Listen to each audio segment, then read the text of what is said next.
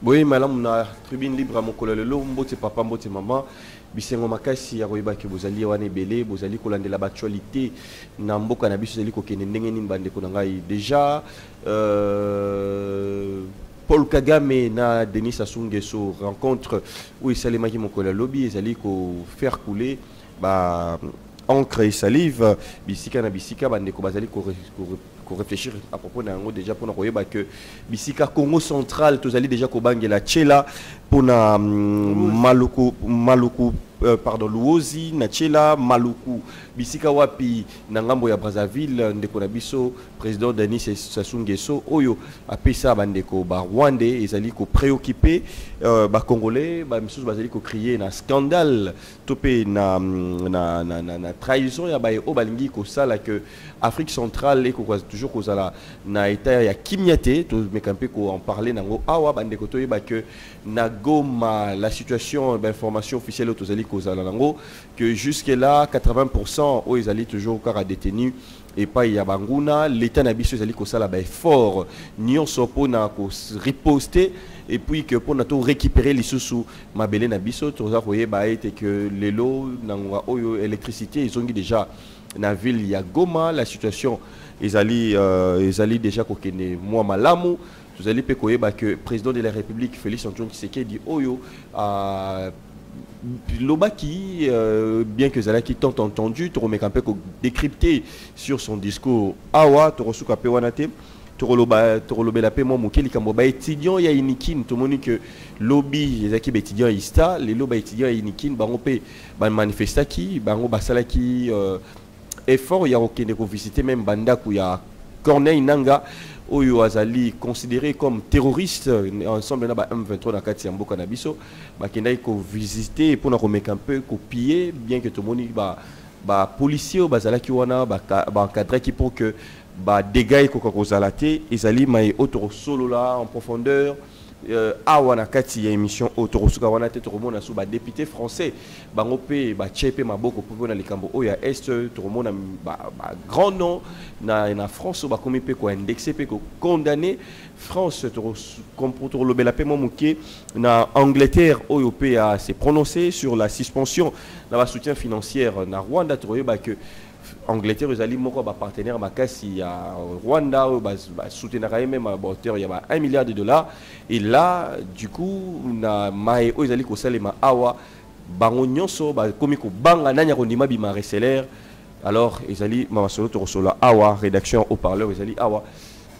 papa Willy mbote nayo mbote ndeko Gershom mbote ba kongomani mbote na biso ata oza nanzala bomoi soki nanu ekei te il faut ozala toujours na elikia ata ozali na maladi il faut ozala toujours na elikia ata ke bana Congo bitumba eza na mboka na biso mais nano balongi biso te po tokolonga. Voilà, merci.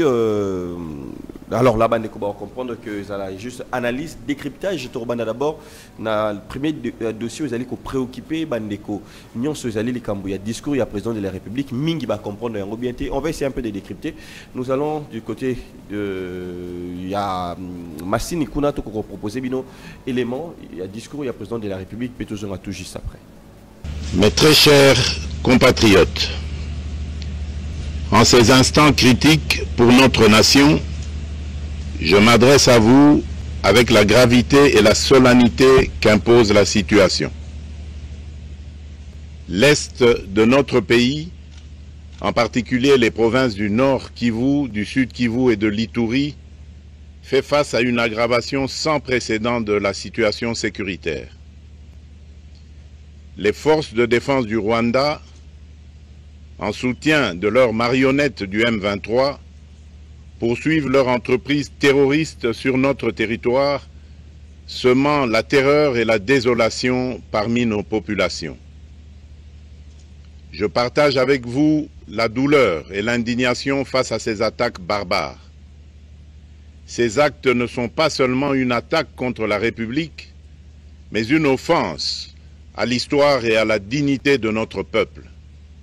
En ces moments difficiles, je vous appelle à la résilience et surtout à la résistance. Face à cette situation, permettez-moi de vous rassurer. Une riposte vigoureuse et coordonnée contre ces terroristes et leurs parrains est en cours. Nos vaillantes forces armées de la République démocratique du Congo, symboles de courage et de patriotisme, sont pleinement mobilisées, prêtes à défendre chaque centimètre de notre territoire. J'ai personnellement convoqué et présidé des réunions de crise avec une équipe restreinte du gouvernement, le haut commandement militaire ainsi qu'une réunion interinstitutionnelle afin d'évaluer les récents développements de la situation et de lever les options pour repousser les agresseurs et reconquérir chaque parcelle de notre territoire. À cet effet, j'ai nommé ce 28 janvier le général-major Évariste Somo Kakule au poste de gouverneur militaire du Nord Kivu pour renforcer la coordination des opérations militaires et restaurer l'autorité de l'État. Parallèlement, nous avons engagé d'importantes démarches diplomatiques, notamment au sein du Conseil de sécurité des Nations Unies, ainsi que dans le cadre du processus de paix de Luanda, auquel nous restons pleinement engagés malgré les obstacles. Nous privilégions la voie du dialogue, mais toujours avec lucidité, tout en restant fermement résolus à défendre notre territoire et notre souveraineté par tous les moyens nécessaires. Mais ce combat n'est pas seulement celui des FARDC. C'est le combat de tout un peuple, le combat de notre identité congolaise, afin de léguer aux générations futures un pays prospère et en paix. À tous nos compatriotes, dans chaque province, chaque ville, chaque territoire et chaque village, ainsi que ceux de la diaspora, sans distinction d'appartenance ethnique ou politique, unissons nos efforts. Apportons un soutien indéfectible, moral et matériel à nos vaillants soldats. Mobilisons-nous comme un seul homme pour défendre notre souveraineté et sauvegarder notre intégrité territoriale. Je suis pleinement conscient des souffrances de nos compatriotes qui fuient les hostilités. Le gouvernement est instruit d'activer le plan d'urgence humanitaire pour venir en aide aux déplacés. À vous, habitants de Goma et des environs, je ressens profondément votre douleur qui est aussi la mienne. Elle traverse nos cœurs et nos âmes en tant que fils et filles d'une même patrie.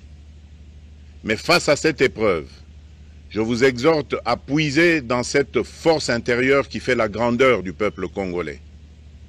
Résistez avec courage.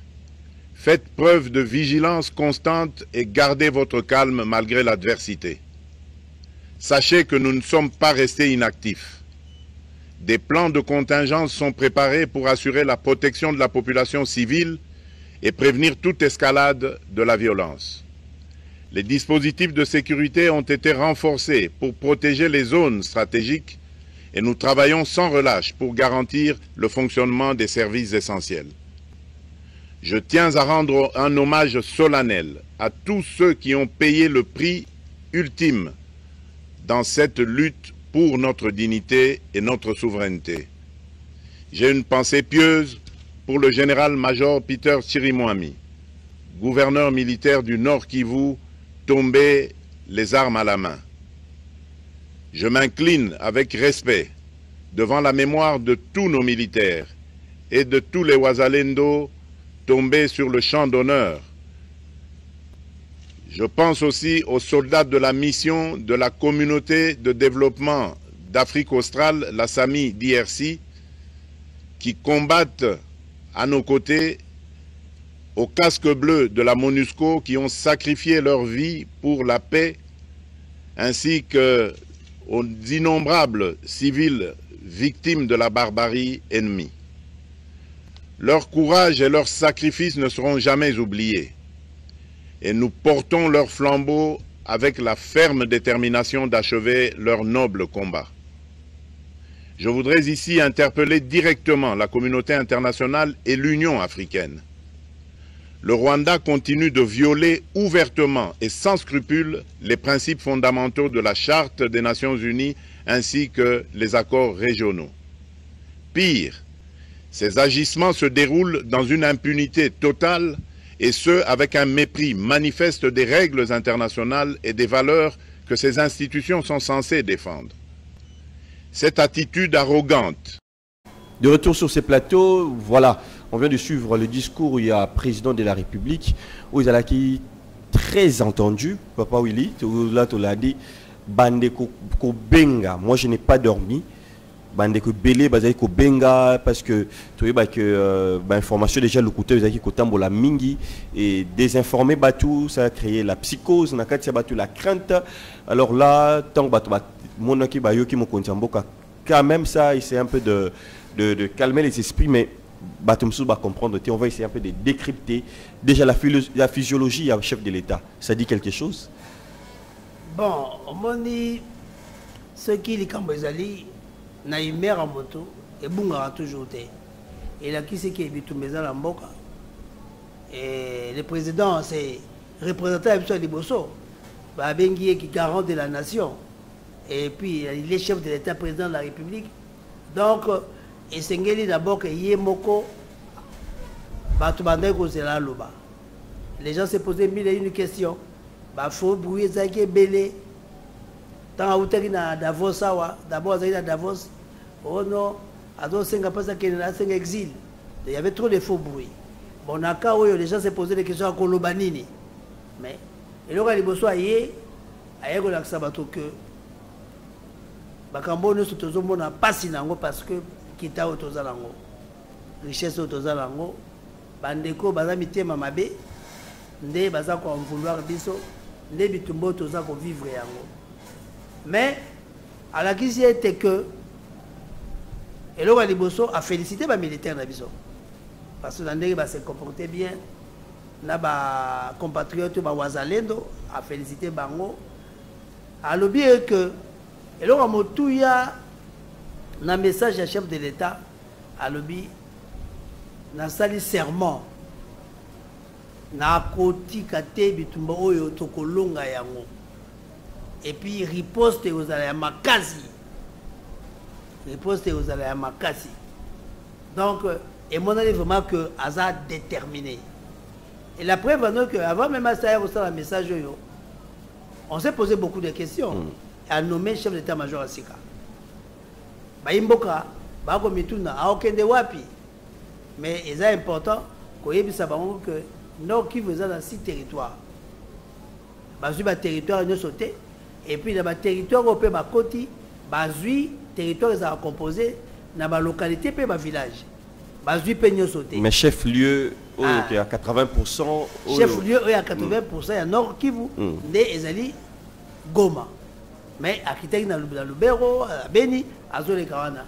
Donc, à rassurer Baimboka que Tokoti Kate. Et puis ce n'est pas la première fois que pas la première fois. Banguna Bakote la Bisso.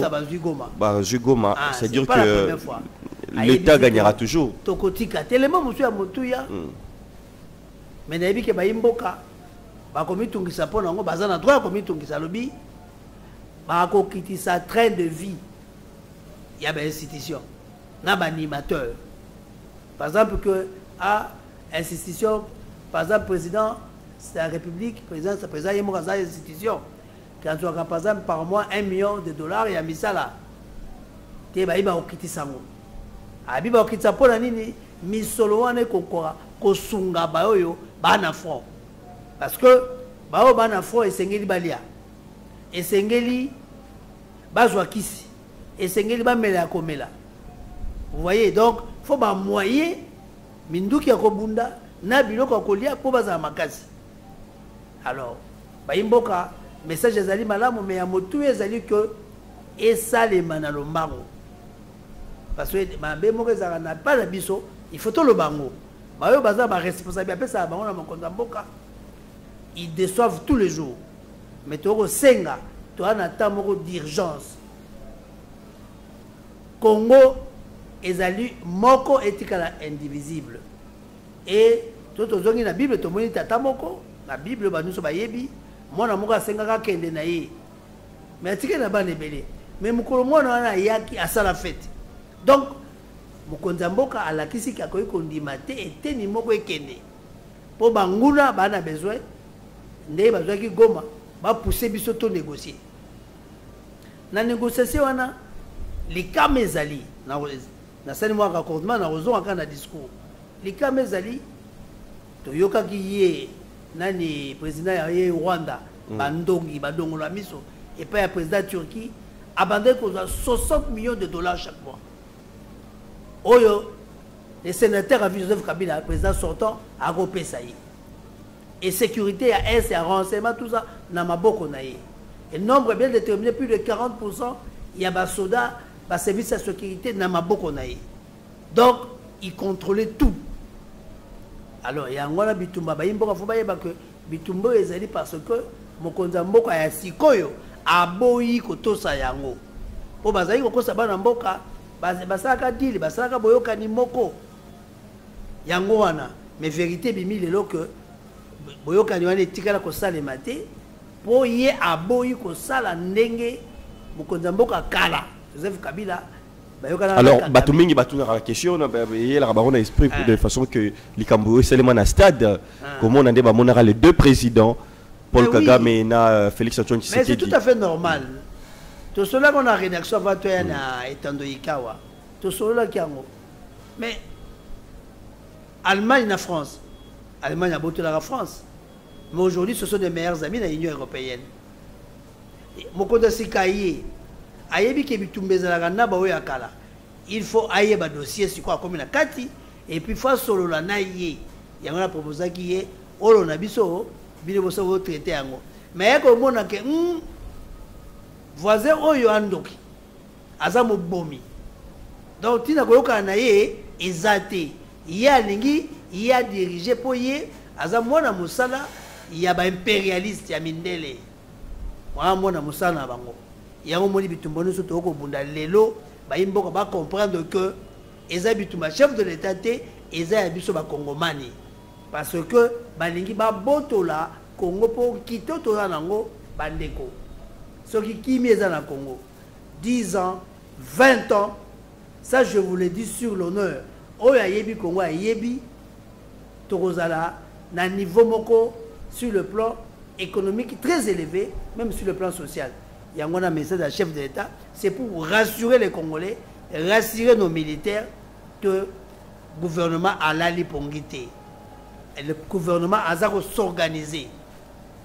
A féliciter peu bande qu'on a ibiso, il y a un bako sunga biso, le coup là sud-africain, parce que Ndeko Kagame, Munguna Kagame a Ndeko Soute, Munguna Kagame a sepelité le coup là Sud-Afrique à côté na makamboyo. Mais si l'Afrique doit na SADC, organisation moko ya Afrique centrale Australe.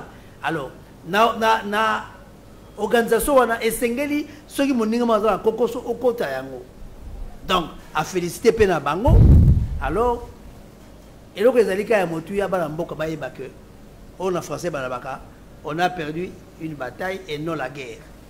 Donc bazonga koyeba susu na zonga sa mémoire na bango po bazwa kimia. Angola a eu indépendance en 75. 20 ans, il y a rébellion avec Savimbi.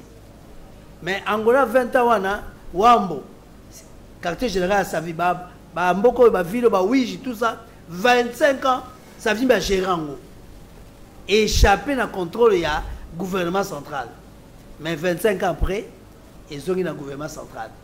Toyoka la guerre à 100 ans. Bayeba que tu peux récupérer Yango. Et ça, la passe.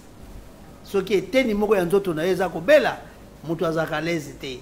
Yango tozo comprendre bayimboka mais tozo ko rassurer bango par rapport à maloba mokonza mboka. Po bakabo ya yebi biso to yebité. Ba information ya zala biso to langote. Ne baza ko s'organiser biso to yebité. Et puis et comme ça qui même ngai. Oh. Bato yo 80% ya capitaine chef lieu la ya province ya biso ya Nord Kivu ne na maboko na bango chef de l'État a nommé gouverneur militaire mais à yebi et puis il y a malamu nini tozui gouverneur militaire oyo azali breveté d'état-major. Aza BEM na Belgique. Et puis Aza commando parachutiste. Vous voyez? Donc c'est un homme qui est formé, un homme à Bunda. Vous voyez? À Bunda. Donc c'est quelqu'un, un technicien de guerre. Donc Mbano Kozala. Pour Awutia on a ni na commandement na Kindu. Donc ayebelo kado sala résultat Kozala. Donc Imboka basa la confiance na message à mon Konjamboka. Voilà, on va continuer. Tu as une réaction, il y a des députés français. Il y a des députés français concernant les Cambo Oyo, c'est-à-dire que la biso na Goma, Tolanda, tout tout juste après. Ça pour le groupe Les Républicains. N'en rajoutez pas là, tout est plein. Merci Monsieur le Président. Ma question s'adresse à Monsieur le Ministre de l'Europe et des Affaires étrangères. Monsieur le Ministre, depuis plus de 30 ans, le conflit qui ensanglante la région du Kivu et plus largement l'Est de la RDC ne cesse de préoccuper la communauté internationale sans pour autant qu'elle prenne une position claire et sans ambiguïté. À chaque action des milices, à chaque drame, une condamnation, un soutien et rien de plus. Avec la prise de Goma par le M23, nous atteignons un point de bascule. Là encore, il n'y a eu qu'un soutien à la RDC et une condamnation du M23 et du Rwanda. Hier, notre ambassade à Kinshasa et plusieurs autres ont été les cibles d'attaques inadmissibles. Pour autant, ces actes condamnables en disent long sur la perception par l'opinion locale de l'inaction de la communauté internationale face aux crimes de guerre commis en République démocratique du Congo. Alors, n'est-il pas temps, Monsieur le Ministre, d'aller au cœur et au fond du problème, c'est-à-dire de prendre enfin des sanctions ciblées contre le M23 et surtout contre les deux pays qui le soutiennent et l'arment depuis bien trop longtemps, à savoir l'Ouganda et le Rwanda. Monsieur le ministre de l'Europe et des Affaires étrangères, pour répondre à la question, Monsieur Barrot. Monsieur le Président, Mesdames et Messieurs les sénateurs, Monsieur le Sénateur, avec vous, je veux rendre hommage aux agents et aux diplomates de notre poste à Kinshasa qui a été pris d'assaut hier, dont un des bâtiments a été incendié, ce qui me permet de rappeler qu'ils sont bien souvent en première ligne pour défendre nos intérêts dans des situations extrêmement difficiles et que leur engagement, leur dévouement et leur courage forcent notre admiration et notre respect. S'agissant des événements que vous évoquez à l'est de la République démocratique du Congo, la France condamne fermement l'offensive menée par le M23 et soutenue par les forces armées rwandaises. Elle porte atteinte à l'intégrité territoriale et à la souveraineté congolaise. Elle aggrave une crise humanitaire qui est d'ores et déjà la deuxième, la plus grave sur toute la planète, en ayant provoqué depuis le début de l'année plus de 400 000 déplacements de population, après les 2 millions de personnes déplacées l'année dernière, et en mettant à rude épreuve les forces onusiennes, la MONUSCO qui sur place protège les populations civiles et dont 3 casques bleus ont d'ores et déjà payé de leur vie leur engagement au service de leur protection. Dans ce contexte, la France se mobilise. Le président de la République ces derniers jours s'est entretenu avec les 2 chefs d'État ainsi qu'un certain nombre d'autres dans la région pour créer les conditions du rétablissement du dialogue. Au Conseil de sécurité des Nations Unies, nous avons soutenu la République démocratique du Congo dans sa demande d'organiser 2 réunions d'urgence et nous avons porté une déclaration dans laquelle les agissements du M23 soutenus par les forces armées rwandaises sont condamnés ouvertement et sans aucune forme d'ambiguïté. Et avant-hier à Bruxelles, c'est sous notre impulsion que la haute représentante de l'Union européenne a à son tour condamné cette offensive et appelé à un cessez-le-feu immédiat. Vous le savez, jusqu'à présent, c'est le processus de Luanda qui a organisé la relation entre RDC et le Rwanda, et c'est le processus de Nairobi qui a organisé les relations entre le RDC et les groupes rebelles dont le M23 fait partie. Ce sont des médiations qui auraient dû porter des fruits et qu'il faut continuer de soutenir, mais en tout état de cause, c'est par le dialogue et par la diplomatie que une solution sera trouvée à l'escalade à l'est de RDC, et à plus long terme, c'est en s'attaquant aux causes profondes du conflit, qui sont des causes de nature économique, de nature minière, que la région pourra retrouver la paix, la stabilité et la prospérité. Monsieur Frassa. Monsieur le ministre, on condamne, mais il manque l'essentiel, c'est-à-dire que Rien que pour vous rappeler, l'Union européenne finance à hauteur de 20 millions l'armée rwandaise pour intervenir au Mozambique. Sans aucune garantie ni aucun contrôle que ce financement n'aille pas ailleurs.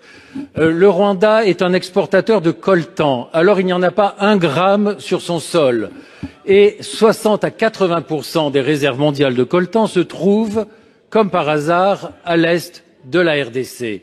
Là aussi, il y a quand même de quoi s'étonner qu'il n'y ait pas de sanctions là-dessus. Je relaye et je fais au nom de 95 parlements francophones l'appel solennel à ce qu'il y ait des sanctions. Ce serait l'honneur de la France d'être à la tête de demandes de sanctions contre l'Ouganda et contre le Rwanda. Ce serait son honneur. Ce que vous avez entendu, ce qui se passe à l'est du Congo, ça peut paraître loin, mais savez-vous que l'Europe y joue un rôle direct et mortifère? Alors commençons par le début. À l'est du Congo, au Kivu, la frontière avec le Rwanda, la guerre a causé environ 6 millions de morts. Certains estiment d'ailleurs que la moitié de ces morts seraient des enfants, imaginez-vous. Alors aujourd'hui, on parle surtout du groupe dit rebelle du M23 qui déstabilise la région. Et en fait, avec l'aide du Rwanda, ce groupe occupe aujourd'hui une partie du territoire congolais. Et le rôle du régime rwandais est fondamental. Les Nations Unies ont constaté que le Rwanda ne livre pas seulement des armes ou de l'argent, mais a même des soldats sur place. Le secrétaire général des Nations Unies, Antonio Guterres, a d'ailleurs appelé le régime rwandais de Kagame à cesser de soutenir le M23 et à se retirer du territoire de la République démocratique du Congo. Parce qu'il s'agit vraiment en fait d'une violation de la souveraineté du Congo et du droit international. Et que va chercher le régime rwandais en République démocratique du Congo? En fait, cette région est hyper riche en minerais. Ressources naturelles, notamment le cobalt et le coltan, ce sont des minerais essentiels pour les multinationales européennes qui servent entre autres pour les smartphones, les batteries, mais qui sont aussi utilisés dans l'industrie de la défense, dans la transition verte, l'aéronautique. Et donc le Kivu contient 60% des réserves mondiales de coltan à lui tout seul. Imaginez-vous l'importance stratégique de cette région. En d'autres mots, la guerre, les massacres, la déstabilisation à l'est du Congo arrangent bien ceux qui veulent voler les richesses naturelles, les matières premières du Congo. Et sans surprise, un groupe d'experts des Nations Unies a constaté qu'en 2023, le Rwanda a enregistré une hausse sans précédent de ses exportations de coltan, une augmentation de 50% par rapport à l'année précédente.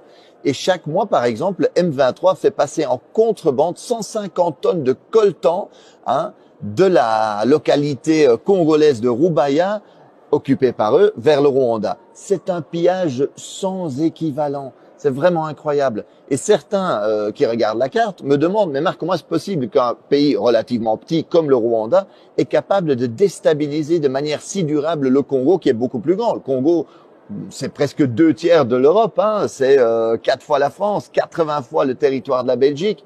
Mais c'est qu'évidemment, ce n'est pas que le Rwanda. Voilà, de retour sur ce plateau. Là, ils allaient un peu des étrangers, français, voire même le Lengeni Bazali ko penser tout le banon le Cambo papa Willy. Le Rwanda, petit pays n'est tout allé koloba Oyo biso n'a habité ceux qui vraiment même la population kakaboy si vraiment baroki ko faire face na biso, mais on a bel et bien compris qu'il y a un soutien parce que tout le monde a qui silence pendant un certain temps. Mais qu'est-ce qu'on peut dire aujourd'hui tant tout le monde est bangonyonso ba fongo liminoko ça bien maintenant on va diplomatie agissante ya mokonzamboka va le but à ça de l'autre côté. Mais si le voile commence à les voiles ont tombé et la diplomatie est foutue. Au jour d'aujourd'hui, les Français comment rater, perdre le Congo. Ni perdre le Niger, Mali, Burkina Faso, Tchad. Alors, le grand Congo va perdre. Mais un pays avec 26 000 km². Le Congo, 2 345 410 km². Donc, les doubles et Europe. Europe, nous sommes et continent Congo. 80 fois que la Belgique, 4 fois que la France. Vous voyez, c'est un sous-continent. Même la population. Biso ville qui c'est l'équipe Rwanda n'a pas belé. Ah, tu as dit à peu près 11 à 10 millions d'habitants. C'est plus que les Rwandais. Vous voyez, même dans le nombre de militaires, biso tu as 100 et quelques mille militaires. Donc, ils ont payé mon mouké. Et il y a des soki omoni na nzungu bana soso. Soso omoni soso zovimba. Soso zovimba, laissez maman na yaza na kati. Donc, aza soutenu na ba Belgique, to fotanga bango, France, Royaume-Uni, ba États-Unis, bango nde moto batinda ye. Yaza mona musana bango, bango ba bimi ko ba reseller. Moto ya yibi montre à moto, mosombi nango, ba bien que reseller. Yango moni ba député on ba siliki. Babi mais boyoki awa Donald Trump alinga zo Groenland. Ezali moi état moko autonome mais dépendant de Danemark. Le quoi Danemark azali membre de l'Union européenne. L'Union européenne doit s'organiser pour bokende kobunda. Bo teleme la États-Unis. Mais pour le niveau bozo kendete na RDC. Oyo azala bomengo na ye. Pays munene. Mais pays moko amuke pays moko akwa na taille na ngote même na minerai. Aya ko bundisa yango. Et puis bo somba ba coltan ya makila. Bo somba cobalt ya makila. Donc ba député bango moko ba bi non, trop c'est trop. Ba bi mais bozo ba millions de dollars. Boko pesa. Ba Rwandais ba kele ko stabiliser sur zo songolo na Zimbabwe. Et puis mbongwane bimaka contrôle na weza la raté. D'ailleurs, baza ko interpeller ministre des Affaires étrangères na bango na parlement na bango. Et puis ba lobi boko bina stade kaka ya ko dénoncer. Toza ko senga balongo. Toza ko senga à M23. Yango nalingi subeta masona M23 te. M23 za la raté. Ba soldats rwandais na Congo ba bima.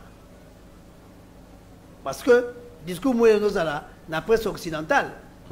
Oh les M23, oh les supplétifs T, ba français wana T. Ils alinde ba rwandais nde moto ba bima. Alors bon ba sengi boy. Babi il faut dossier wana France a zo ba sanction. On monique et bandoye la bon matata. Grande-Bretagne a auto le bawa abi a retiré ba aide à développement.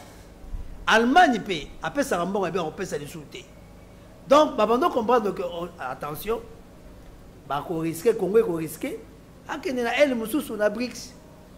Akomana ba chinois d'ailleurs ba chinois bazan investissement awa. Ba turc peut baza koya. Alors tu aurais perdre le grand Congo. Parce que makanisi mabe musali to ko malango na sujet en ko beta tango ko annoncer yango bazala makanisi mabe ebele. Et puis ba rotinda biso makanisi ka na est. Or to ko manesika wana na ko anticiper na nte na zongi na lisolo yo. Alors ba députés ils ont compris que non ce qui peut toza ko vivre grâce à Mamboka wana ko ba Congo.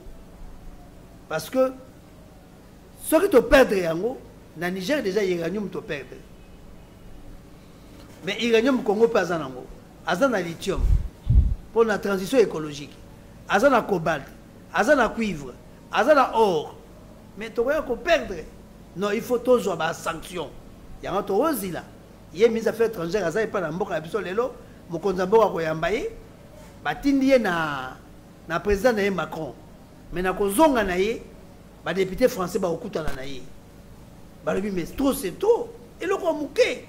On m'a dit Congo central. Rwanda a côté à 2 fois.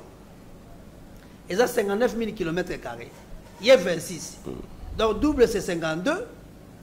Au Bakisi sur 7 km². Bon, il y a un mukendenge wana. Ba idio fawe ele kiongo munene. Ba irumu, ba sandoa ele kiongo munene. Pena nombre ya bato. Parce na bitumba. Nombre ya bato joue un rôle. Équipement nini bozanango, formation nini, et ba réserviste nini boanango, budget nini. Et banani bazara ba partenaire na bino. Mais surtout tout à la ba paramètres de surtout na ba koki ata muke ko bundana bisote. Donc ba ndeko oyo bazara tango nyoso ndenge nini na kamena pesa makasi te. Ba uti susu ko tiako na classement ya mikolo yo. 8e. Tozati tina ba navire de guerre. Tous en avion de chasse. o mokonza mboka sombi mais tango bakotaki na axe 12-13 mais bazoloba malamu te. Il y avait 5 armées rwandaises, ougandaises, kenyans, zimbabwéens et les militaires français. Donc, tozo bundana pays est belé. Pays est belé. Imboka fuba yo kango malamu. Bati kaka ko critiquer za malamu. Mais l'art c'est difficile. Ko sala eza pasi. Mais une chose est vraie que député français comme ils ont critiqué Boye et c'est déjà quelque chose. Et on a que lobby malamu ezali. Voilà. Ezali ko lakisa lobby malamu ezali to soit d'abord président de l'image oyo ezali ko tungisa bongo ya bandeko to bazali ko mona image oyo na ngonga oyo biso koto oyo tozali biso nyonso mitema vraiment likolo pona likambo yetali mabele na biso. Alors voisin na biso oyo azali pene na biso papa Sassou ya koute na monguna na biso. Ezali rola na moment oyo voisin na yo azana likama yo koute na monguna na ba circonstance moko surtout déjà tozali ko yoka que tozali ko informer na opinion nyonso bandeko tozala vigilant peuple congolais ala vigilant na 4 coins nyonso ya territoire bisika tozwami. Il y a un mouvement oyo bazali ko préparer ya ko kotisa batu via ba frontière misusu tozali nango na Congo Brazzaville et kozala sous couvert na raison que il y a un refoulement ou que ba ko refouler bateau. Cependant ba bisika on a cité net na Luozi na Maluku bisika ya ba poule malebo kuna tokoyeba que Angleterre eux outi ko suspendre ba soutien financier na Rwanda bokoyeba Angleterre et sengara ke ko bimisa bateau nyonso ba kozala comme ba sans papier.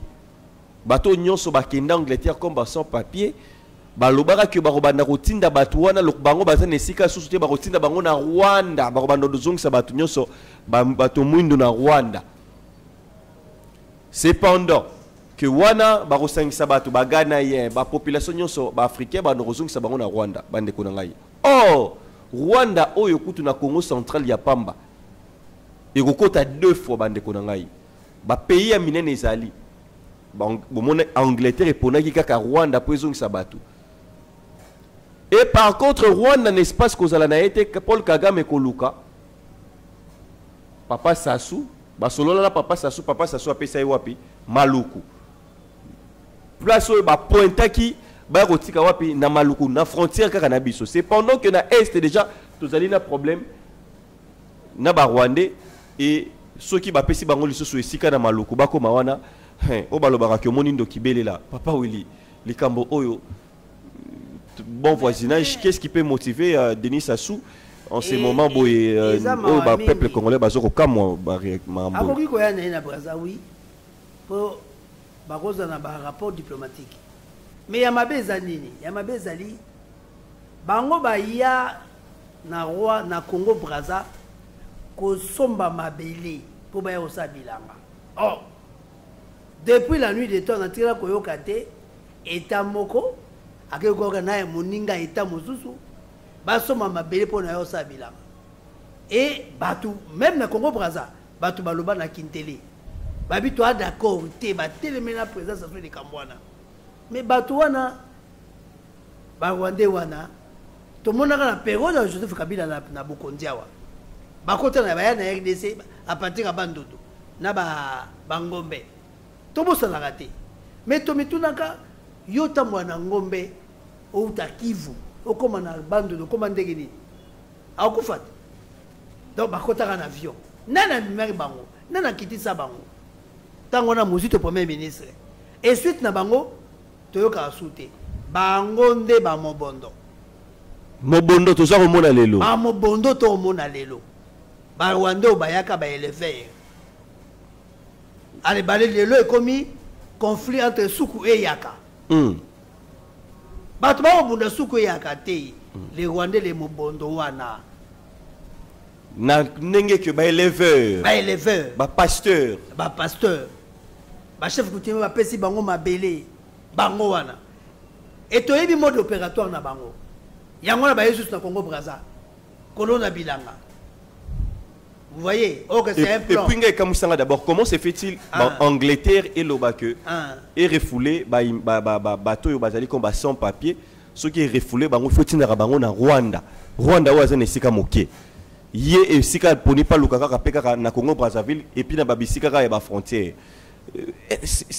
Là, tu dois comprendre que Rwanda, qu'est-ce que joue Rwanda maintenant actuellement? On a des multinationaux, on a des grandes puissances, des pays union sur la union ONU. Ça c'est un pays de voyous, les gens moins intelligents. C'est ça qui est noir. Mais il est bien que émigrés, oui, il y a un beaucoup de sans papier, bazo qui s'agit d'un beaucoup oyo à Outaki. C'est un pays d'origine. C'est ça qui est sur Salakiango. Bango bingo état voyou. Ce sont des primériens, ce sont des illettrés. Alors quelque part on va dire que Balingane peut être en Afrique, tout comment? Ah en Afrique. Parce que ils ont tenir na réflexion, ils ont réfléchi. Et ça la maraté. Aux hommes qui na mboko à Outaki. Yango na ina loba.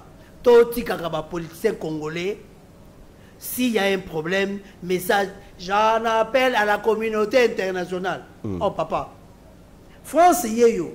Marine Le Pen, ça les raccordements frauduleux. À lobby qui n'a été awa, bah au quoi sa gouvernement bayiro.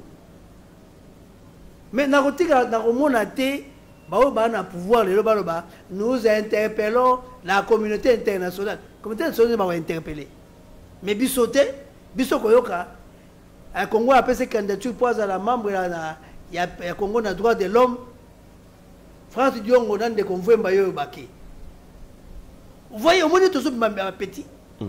Biso Moronde, Tobima va marcher pied na bango, va panter na bango, yango va utiliser la biso ndengwana. Mais l'élément lobby est pas si peu mawa. Au moins, nous la, na le bango on est en rédaction na biso, car la tribune libre. Au moins, va congolais tous à présidenter. Faut pas tant que ça en école primaire, tina maternelle. Cause la pays avec 9 pays voisins. Et puis, besoin de richesse. Les kamas, problème. On appelle ça mécanisme comme ça, c'est silicaté. Et ça, exemple, on peut ça. Nous avons 50 millions de dollars. Avec le Rwanda, on a 50 millions de dollars, un riche. Lamborghini, et on a zélo, on a Selembao. Mais, nous avons c'est comme le Congo. Convoitise Zoua. Que bomengo ezali comme bakonzi biso ya Afrique bazara bana misala ya ba mindele bazo utiliser président Sassou je m'assume basolo nini ye Kagame mbaleleki ayaki suna Congo Brazza et que na accord ya Luanda médiateur elonga Lorenzo et comme Sassou alors on proposer ndengwana pourquoi Union africaine mutaponaka Lorenzo. Ndeni ni yo mutozali na kati ya problème. Match Real azobeta vite na imana ba obeta. Vite obe imana comme puna arbitre na ba juge de touche. Ezakala mboka nini. Etika osala mate mais ya sala kiango. Lelo awuti kuna tozali na information toko yebisa ba konzi mboka la presse tozali ba historien moni toza ba lampe lumière ya mboka tozali na information toyebi que bazana luozi bali bakota na nzela luozi bazala na maluku ba moni que 2 ans bunagana bakoma goma lelo ba toyo ba makasi d'ailleurs bakomi kutu pour la trahison pour na ba traître oye salama na infiltration afdel bangonde bandoki ya Congo afdel comment na tolobanini même le gouverneur Artumba qui est-ce que afdel mubayela biso makambo ba Rwanda ba ya wana afdel na Uganda otomona un Rwandais James Kabarebe chef d'état-major awa Bizima Kara ministre affaires étrangères tanto bengana bango James Azonga kuna chef d'état-major Rwandais bango mutu bayela biso makambo ba Congolais batika ko comprendre l'histoire té J'y viens bien dans le baki, à connaît pas demander. Oyebite tuna. Mais sous ce bas, il y a net que ça l'embrayé, net ba comme ça net munguna. Non, comme ça a été. Au moins des bayaki na bakadogo. Ba bomba biso kwa bon taba. Ba botula ba ndako abatu. Mututu azaki tangwa kala, azaka mouvancier ndenge ba yandera mobutu. Ndeko papa Mokia, ngana yebi na 80, il roulait avec les Jaguars. Dans la société de Sozapro, il y a café. Asana mobutu te, ba botula ba biloko. Ba kanga ba mbongo na ba banque. Vous voyez, ce sont des bandits. Ceux qui bazongi lelo, tokozonga na esclavagisme koleka Léopold II. Ce sont des sanguinaires, hein, ces gens-là. Ils n'ont pas pitié. Donc, on doit tenir mordicus. On doit surtout, à la pauvre, il y a libéré génération en génération. Merci beaucoup na Goma. Donc pour la bango, balkanisation, babi ndenge to sala état na biso ya batuti na Afrique. Ba propos les aïe, moi na Museveni. Donc ba to rêver. Baza na idée, ba sala état ya Tutiland. Vous voyez? Donc na Burundi ba kwesa, na Ishimi ba kwesa pas na biso wa. Kenya, Bazali, Ouganda, Basali était à Tutiland. Bazana makanisi wana. Oya zo se pena bango ko sala erreur. RCD tangwaya, RCD uti wapi na Afdel. Tangwaya, to mona kan de la biso ono sumba. Babi président Sima. To mona diamba dia wamba asuka wapi. To mona ba docteur Fole baza wapi. Bakaba subabo le laza en exil. Donc c'est du déjà vu. Nous to yebi ndeni ba fonctionnaka. Eza ndenge bazwi ndeko Corneille Nanga. Bazui aza citron. Bako utiliser ye. Bako yana epotanga koma banduku yango muyendiku yenu na kuya juu Felice iko nafanya mubaya kule Kinshasa. Azo sala mabe na Kinshasa discours moko ya lokuta. Mais toko yebisa bana mboka ke to mona déjà yango. Bayaka na bango pe bakopesa bango ba miette. Bakaba subabu batelengana kiawa eloko ezate. To monde eloko bana ngo sute, lelo zongi akobata mana poto. Pour vivre dans le social. Donc, ce sont des gens que nous ne pouvons pas. Banamboka, le gouvernement congolais, le président Félix, relation à bon voisinage au Koyoka Yangote, Zala éveillé. Pour moi, je journaliste, c'est Biloba Loba, affaire Watergate, les États-Unis, Nathan Richard Nixon, nous sommes des journalistes. Nous sommes des journalistes. Vous voyez, nous sommes de lampes lumière, tout ça, enquête, tout ça, là. Nous avons l'information, chef de l'État, ba pays voisin Nyoso, na pays Nangamou à Centrafrique, Zala éveillé, tia ba soda kuna, ba Zala déjà aux aguets, na ba frontière Nyoso, ba le monique ba kokoma awa mukolonini, discours na yo. Et puis Mikolo, il ne faut pas abîmer pays. Discours d'ailleurs, le peuple a la posa pendant mon konzamboka za la Mikolo ya za la naba. Na éviter de gershom sur mon konzamboka yemo kazo ba discours ango. Tango yo oboyi bakanisa kike pour na bango soko zui goma ba ko négocier. Mais tango yo lobi riposte aux ala makasi. Et puis au télémé mindele et ben comme ça que non, le président s'est prononcé vraiment que Toko Tamarambango, mais or que c'était vraiment un discours diplomatique. Hein. Et un discours Yamakasi. Ouais, un discours très profond. Pour tout cela bien. Pour Congolais, même Bango peut déclarer qu'il peut guerre la bisoté, mais tout le monde a besoin de guerre. On veut inventer la roue. Tout le monde a été Poutine a déclaré guerre, tout le monde a été Ukraine a déclaré guerre. Tous les gens habitent Tumba. Toi la Tina Kolobasu, c'était tout déclaré. Tu as Bitumba.